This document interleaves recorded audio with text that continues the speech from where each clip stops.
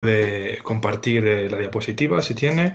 La siguiente ponente es Pompeya Elvira García Alba. Es licenciada en Filosofía por la Universidad Veracruzana y ejerce como docente en Literatura Mexicana en esa misma institución. Realizó la especialidad en Investigación Educativa en la Universidad Pedagógica del Estado de Veracruz y es doctora en Filosofía por la Universidad Complutense de Madrid, con tesis doctoral sobre secularización y modernidad en México. Ha impartido clases de Lógica, Metodología y Filosofía en el Colegio Preparatorio de Xalapa por 30 años y actualmente imparte clases de Lógica y Ética en la Facultad de Filosofía de la Universidad Veracruzana. Ha escrito libros de texto sobre las asignaturas que imparte y acaba de terminar una antología sobre ética. Hoy nos va a hablar de contenidos y estrategias para la enseñanza de la argumentación en el nivel de bachillerato público en el estado de Veracruz, México. Adelante, por participar. Gracias, buenos días. Bueno, ya hicieron mi presentación general. Antes que nada quiero agradecer al profesor Federico Arieta Pensado, que me contactó con la profesora Gabriela Hernández de Siderio para invitarme a este foro sobre el diagnóstico sobre la enseñanza de la argumentación en enseñanzas medias en Iberoamérica. Considero que este es un foro muy importante porque el trabajo que los docentes hacemos con los adolescentes de bachillerato o más o menos, pues les afecta a millones de personas. En el estado de Veracruz hay miles que están tomando estas asignaturas y si sumamos a todo el país, pues son millones y si sumamos a los demás países de Iberoamérica también. Y esto nos debe dar como un panorama o una conciencia de la importancia de nuestro trabajo para que pueda servir a nuestros estudiantes en sus relaciones sociales, en sus relaciones que después van a ser de tipo laboral, pero que ya se expresan en la familia, en el aula, con sus compañeros, etcétera. Entonces, felicidades por este intento de diagnóstico, que lo veo una tarea muy compleja. Específicamente, quiero marcar contenidos y estrategias para la enseñanza de la argumentación en el nivel de bachillerato público general en mi estado, que es el estado de Veracruz, México. Voy a usar diapositivas que espero sean de utilidad. Algunas pues no pretenden que sean leídas, por supuesto, sino dar una idea panorámica de los contenidos.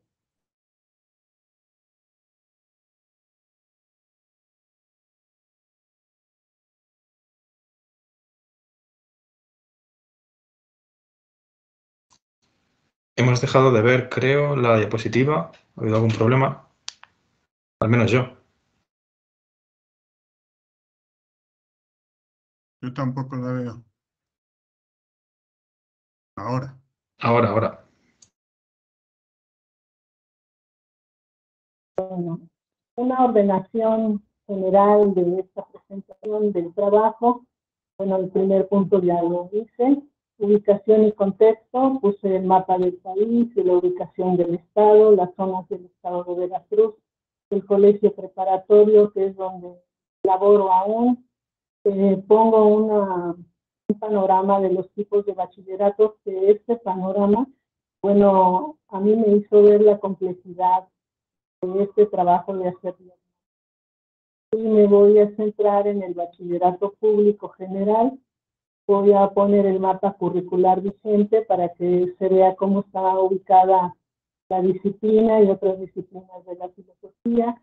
Y un mapa curricular proyectado 2022, que todo esto es fuente de el último es fuente de la Secretaría de Educación Pública de México. Y el primero, pues, es el vigente por la Secretaría de Educación del Estado de Veracruz. Y finalmente, de una manera panorámica, contenidos y estrategias de argumentación que se usan en este tipo de bachillerato. Quiero decirles o comentarles que en el 2013, aquí en la ciudad de Xalapa, se hizo un congreso internacional de didáctica de la lógica. Vinieron distintos especialistas lógicos invitados, Vinieron de España, de Canadá, de distintos estados de México, estados o comunidades como España, vino personas de Brasil, de Colombia, de Bolivia, y fue muy interesante. Aquí el encuentro con ellos fue de especialistas. También se hizo una encuesta con ellos porque se iban a reformar los planes de estudio y se tomaron en cuenta sus opiniones en cuanto a, en general, cuáles eran los contenidos que ellos consideraban debe llevar un adolescente en el bachillerato. Entonces se aplicó y de alguna forma se recupera en este plan 2018. Después se hizo una encuesta a los estudiantes acerca de cómo sentían cómo habían recibido estos contenidos, qué impresiones, incluso emociones tenían. Y recuerdo mucho, bueno, hubo de todo, y recuerdo mucho la expresión de un adolescente que decía que a él la lógica le cambió el sentido de su vida. Entonces, bueno, me parece una respuesta emocional propia de un joven adolescente, pero detrás de esto lo que se percibía es esa idea de que la lógica les puede ayudar a ordenar sus pensamientos, sus ideas, y casi siempre estaba vinculada a que tuvieran un apoyo en sus docentes. El docente sobre todo tenía el perfil de filosofía, porque este es un problema grande por acá. No hay suficientes perfiles de egresados de filosofía en los bachilleratos. Entonces a veces los maestros no manejan los contenidos y le dan algo muy superficial o casi nada. También se ha hecho el esfuerzo por parte de la autoridad estatal de elaborar libros de texto con el propósito de unificar un poco el tratamiento de los temas, pues con gente que tuvo la carrera, que realizó la licenciatura en filosofía o posgrados en filosofía, y sobre todo para llegar a los lugares más alejados del Estado, pues donde a veces no hay bibliotecas, no hay librerías, o son personas de cierta marginación social, económica, y la idea es que prácticamente los libros la autoridad los vende al costo para apoyarlos. Entonces también voy a hablar de eso. Bueno, aquí tenemos a nuestro país, que el dato más actualizado del 2022 es que tiene 126 millones de habitantes. Del lado del Golfo de México hay un estado, el de color naranja, que es el estado de Veracruz, del cual de su bachillerato general voy a hablar en esta sesión. Aquí tenemos el estado de Veracruz, que colinda por el este con el Golfo de México y con otros estados como Tampico, Ciudad de México, Puebla, Oaxaca, Chiapas, Tabasco, y más hacia el occidente tenemos la península de Yucatán, por allá está Cancún, Cozumel, etc. Jalapa está en el centro de estas ciudades de donde les estoy hablando.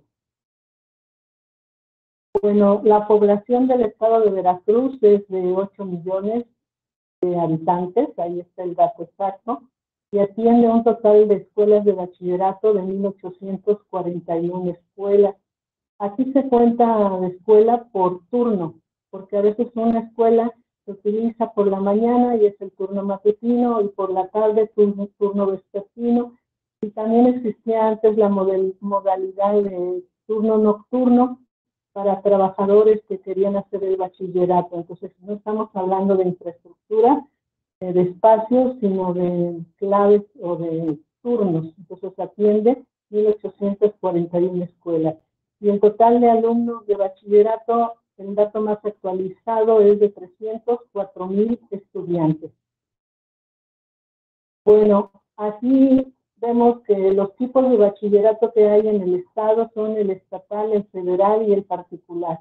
La diferencia tiene que ver con los fondos económicos de sostenimiento. En el caso del estatal, pues los fondos son del estado de Veracruz, los maneja el gobierno de Veracruz. Claro que son apoyados por la federación y otra parte la coloca el gobierno del estado. Luego el nivel federal es el que está sustentado económicamente por el nivel central de Hacienda en México. Y el nivel particular es cuando los estudiantes se inscriben en escuelas donde pagan una mensualidad y una inscripción. El estatal, arriba, algunas modalidades son el bachillerato general, del cual voy a hablar, la UPAP, que es la Universidad Popular Autónoma de Veracruz, tiene bachillerato, incluidas carreras universitarias, el telebachillerato, el Colegio de Bachilleres, el CECITEC, el bachillerato en línea, preparatoria abierta, CONALEP, y en total son 1.337 escuelas y 209,000 estudiantes. El CONALEP significa Consejo Nacional de Educación Profesional. Y luego, bueno, la UPAP, ya les dije el significado, el CECITEP que va a aparecer también, que aparece, es el Centro de Estudios Científicos y Tecnológicos. Hay distintas modalidades para atender a la mayor cantidad posible de personas. Algunos, por ejemplo, en los sistemas abiertos o en línea, pueden ser adultos que quieren continuar con sus estudios.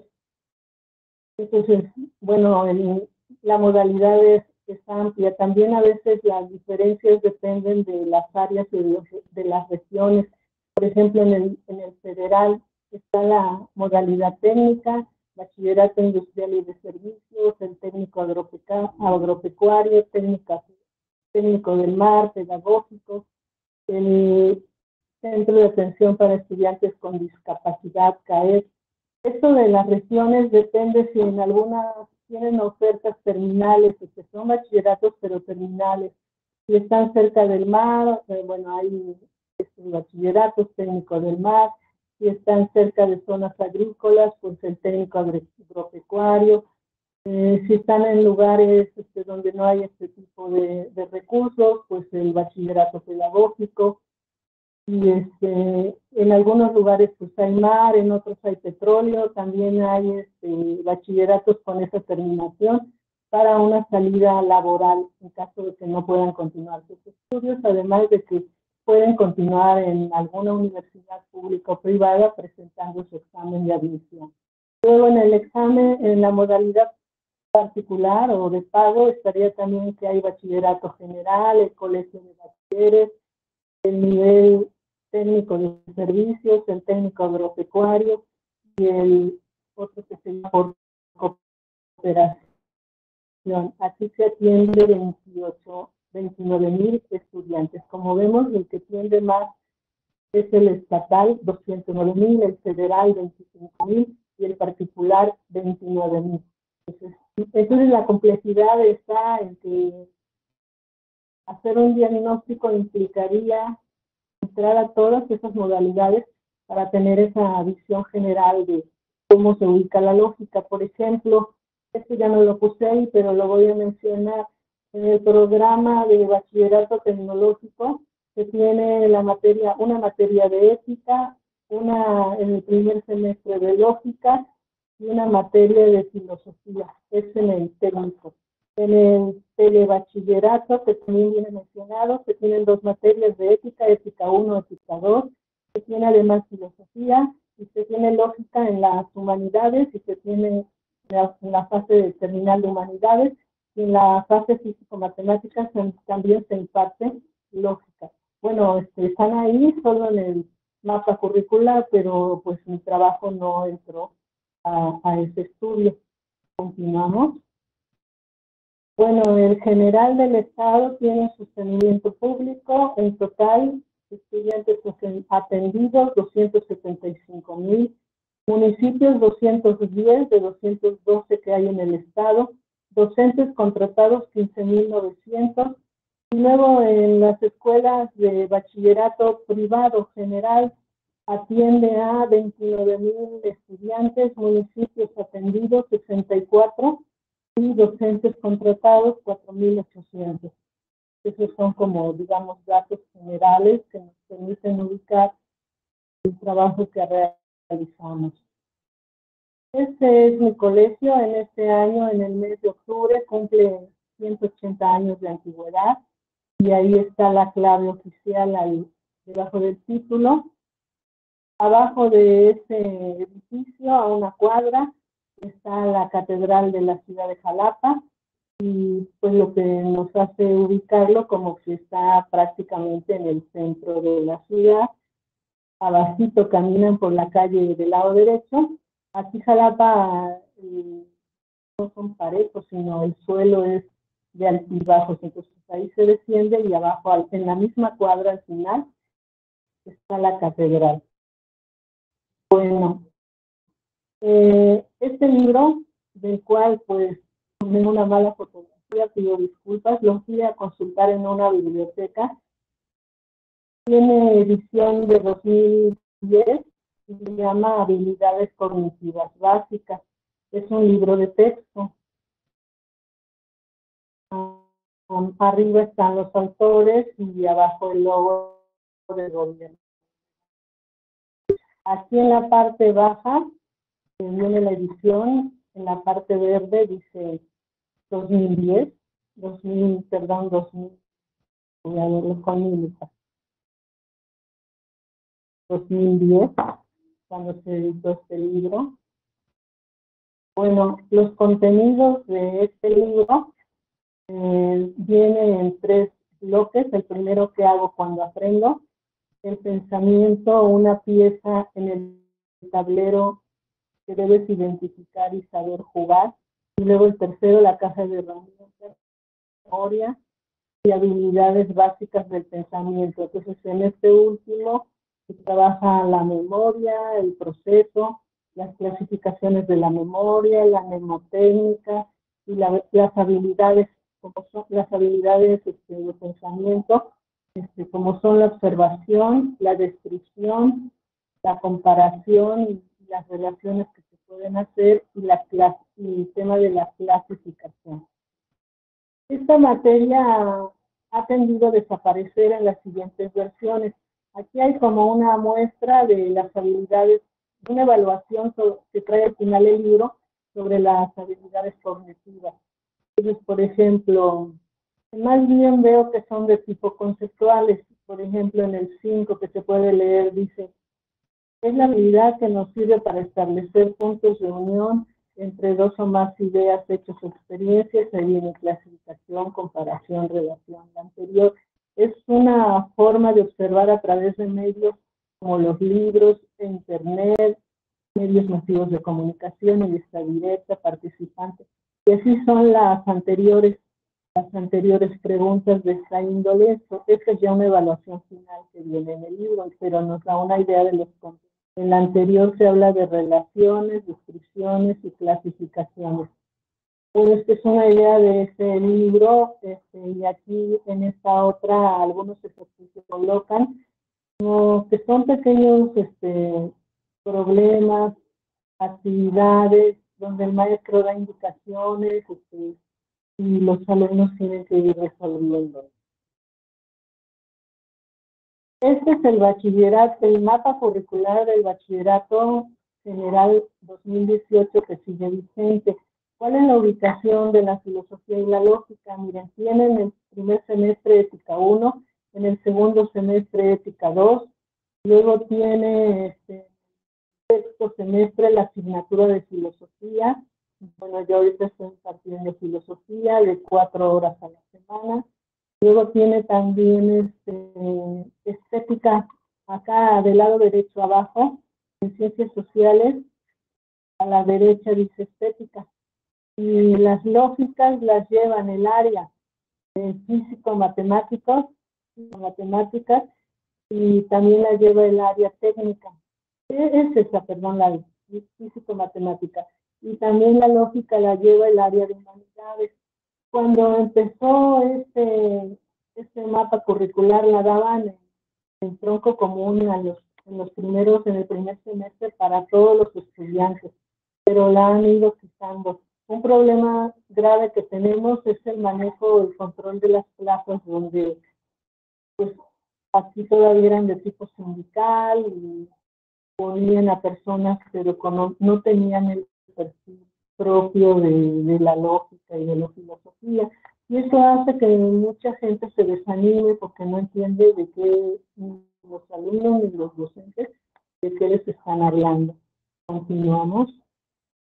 Bueno, este documento lo acabé de conseguir. Es el proyecto de la nueva escuela mexicana, cómo quedaría el bachillerato general. Dice 2022 y desconozco si ya lo están aplicando. Aún no se muestran en las páginas oficiales los programas de estudio, pero aquí ya no vemos ni ética, ni lógica, ni filosofía, y muchas otras materias como eran literatura, que se tenía bien, estética. Lo único que están proyectando en el primer semestre es Humanidades 1, semestre 2, Humanidades 2, semestre 3, Humanidades 3.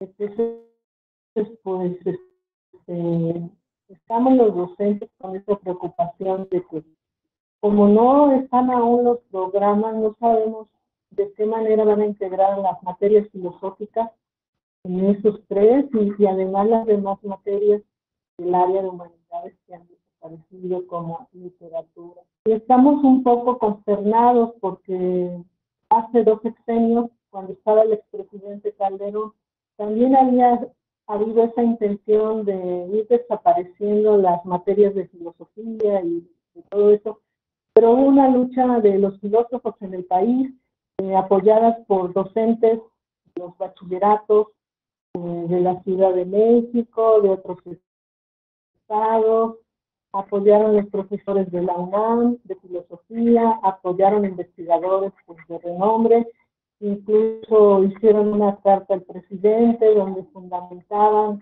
argumentando por qué eran importantes estas materias y que no desaparecieran, y se logró afortunadamente que se mantuviera, pero ahorita no sabemos cuáles son los contenidos, y bueno, no veo yo como ideal que se diluyan entre las humanidades, cierto que pueden entrar ahí, pero pues también otras materias.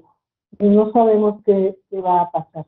Este es un libro que hicimos en equipo para el estado de Veracruz en el año 2018. Bueno, aquí está. Disculpe que le interrumpa, le quedan 2 minutos o algo así.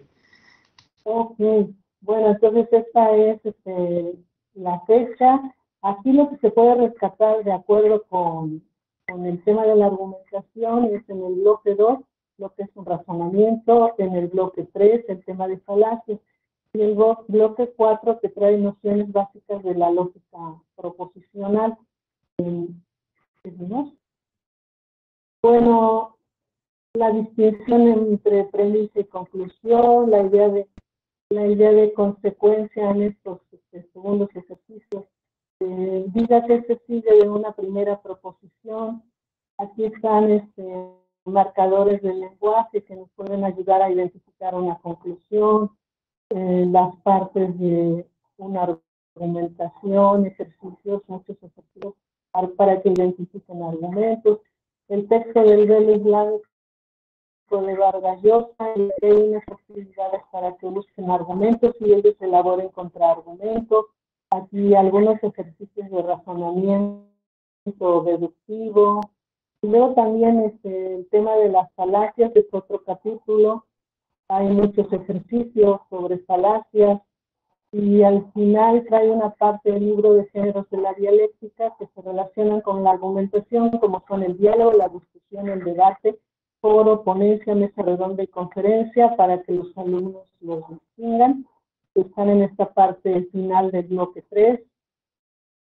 Y aquí vienen ejercicios que se desarrollan en equipo, o exposiciones, o tipo de juegos, para que ellos los practiquen. Les agradezco su atención a este trabajo. Muchas gracias. Pues tenemos otros 8 minutos de preguntas. Como antes, quien quiera plantear una pregunta puede levantar la mano.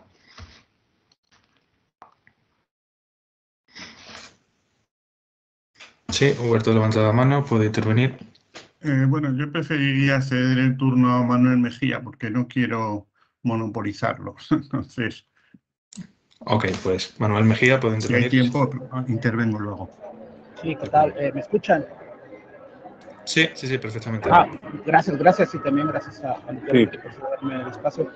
Maestra, gracias por su presentación. Yo quisiera ver si nos pudiera platicar un poco más acerca de este texto al final, que ya no quedó mucho tiempo. Si nos pudiera platicar un poco más de su estructura, de cómo lo concibieron y sobre todo si nos puede platicar un poco acerca de para qué lo están usando. Muy bien. Y que si puede, puedo repetir la pregunta, que si puede, ahondar un poco más cuál es la estructura del último libro que ha presentado y cómo lo están utilizando. Sí. Bueno, la estructura está planteada en el índice. Tenemos unos temas introductorios, luego ir a la parte de donde se identifican las premisas, las conclusiones, cómo de una proposición se pueden sacar consecuencias y obtener otras, como acercándolos a la noción de implicación, y luego que identifiquen argumentos, razonamientos y cómo están sostenidas las tesis y las conclusiones, qué razones se están dando, qué elementos de juicio. Son varios de este tipo. Por ejemplo, el de Vargas Llosa, que es sobre una situación pues real, ¿no? Que ocurrió en Francia y que él apoya que la postura de él es que se elimine el velo islámico en los espacios públicos, en las escuelas públicas, y da sus argumentos. Entonces, ellos captan muy bien esto, identifican la prioridad, la conclusión, y el texto está muy bien escrito. Entonces, de ahí se les pregunta, como parte de las actividades, cómo refutarían esas ideas. Y entonces ahí su cabecita se les dispara y empiezan a trabajar, ya sea en pequeños grupos o en equipos, para resolver estos problemas que a veces están sacados de textos periodísticos como este que se explica. Luego hay otros sacados de otros libros que son como juegos, por ejemplo este de las señoras que se reúnen a tomar el té y dan datos, y lo que tienen que es identificar cuál es el nombre de cada una de las personas que están en esta reunión. También y luego lo resuelven, ese es de tipo deductivo. Hay una parte donde se diferencia los deductivos e inductivos. Bueno, el programa no fue 100%, más bien el programa no fue elaborado por los autores del libro. El programa tiene contenidos que la Secretaría de Educación Pública, que es federal, marca. Y a nosotros, cuando nos han invitado a elaborar un libro, nos piden ajustarnos a esos programas, ajustarnos a ese programa. ¿Por qué? Porque ellos luego buscan certificaciones de los bachilleratos. Si ellos tienen la certificación, los estudiantes pueden movilizarse y si quieren ir a estudiar a la UNAM o a otra universidad en otro estado o en la Ciudad de México, tienen que llevar un bachillerato donde las materias que han llevado sean, si no idénticas, al menos análogas o compatibles con las que llevaron los estudiantes de allá. Entonces acá le ponen mucho énfasis en que se homologuen los contenidos, los cuales los autores debemos respetar. Y sí, bueno, a mí me gusta mucho la lógica y trato de comunicar este entusiasmo.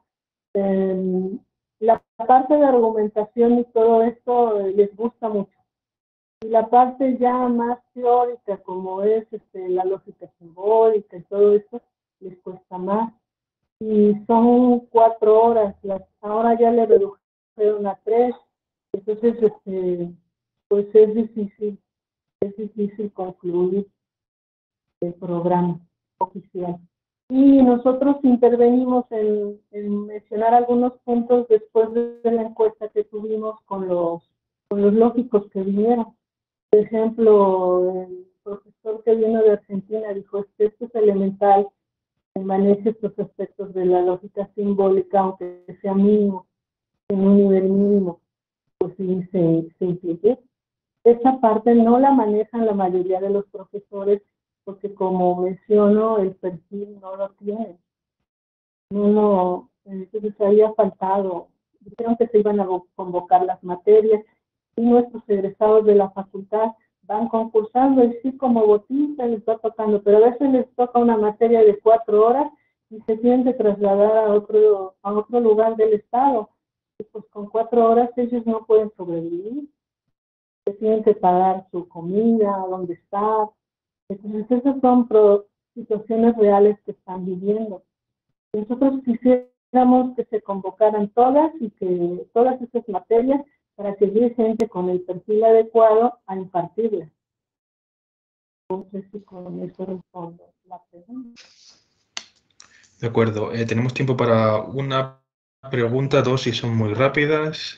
Ubet había levantado la mano. Federico Arieta también la tiene. Ubet. Mejor Federico primero. Ok, pues Federico, adelante. Brevedad, por favor. ¿Me escuchan? ¿Sí me escuchan? Sí, sí, sí. Ok, gracias.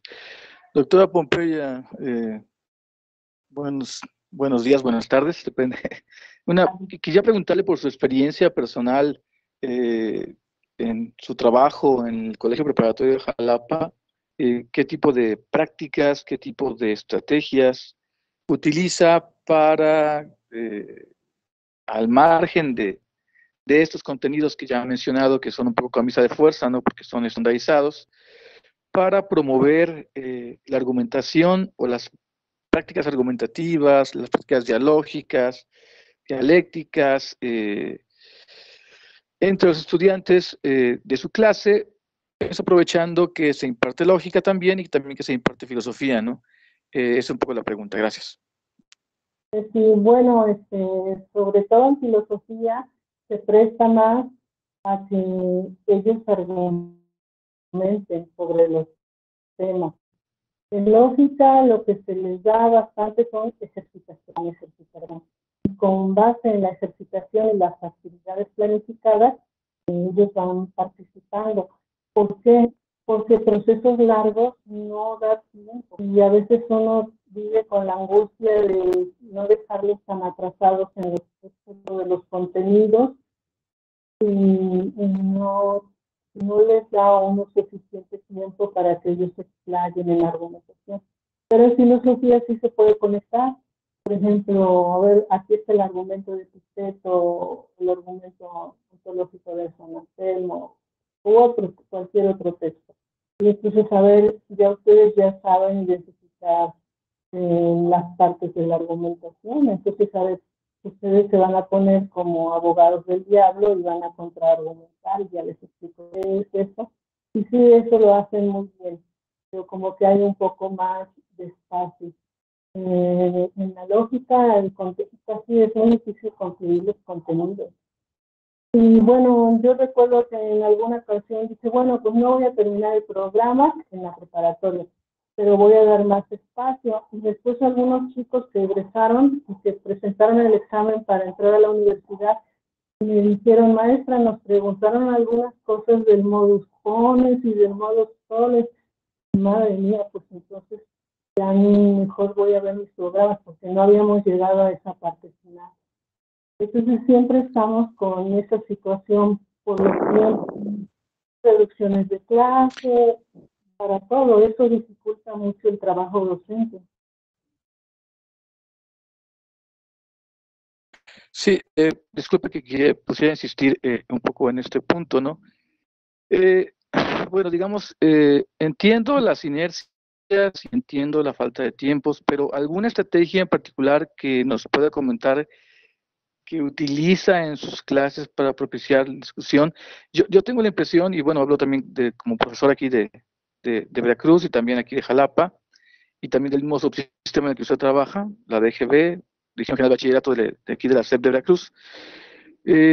Yo creo que, dado que la función del foro es diagnosticar, le quería preguntar, aparte de la estrategia, si usted considera que hay una cultura en la idiosincrasia del mexicano, en la idiosincrasia del estudiante de bachillerato, una cultura de discusión, una cultura del debate, una cultura de dialogar, de crear ciudadanía o democratizar la toma de decisiones en la enseñanza del bachillerato, o considera que estamos todavía en un nivel demasiado vertical de la enseñanza, un poco autoritaria, un poco en el que el estudiante no dialoga, no discute, no cuestiona lo que se le enseña y lo asume de manera un poco dogmática, o si estamos generando en las clases que estamos impartiendo esa apertura y esa discusión, esas estrategias. Perdón, ya corto la pregunta, gracias.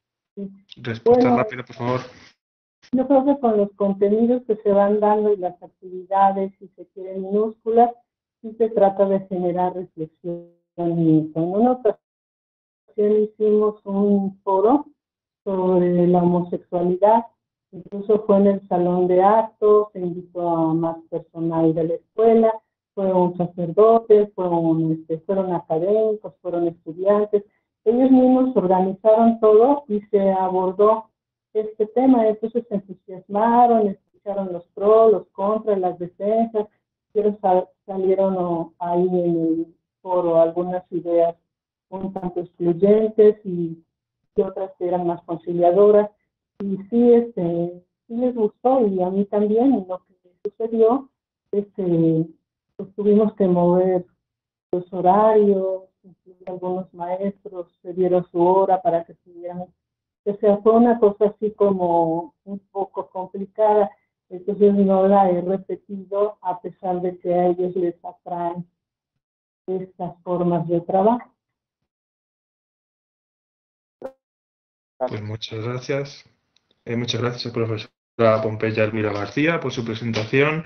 Y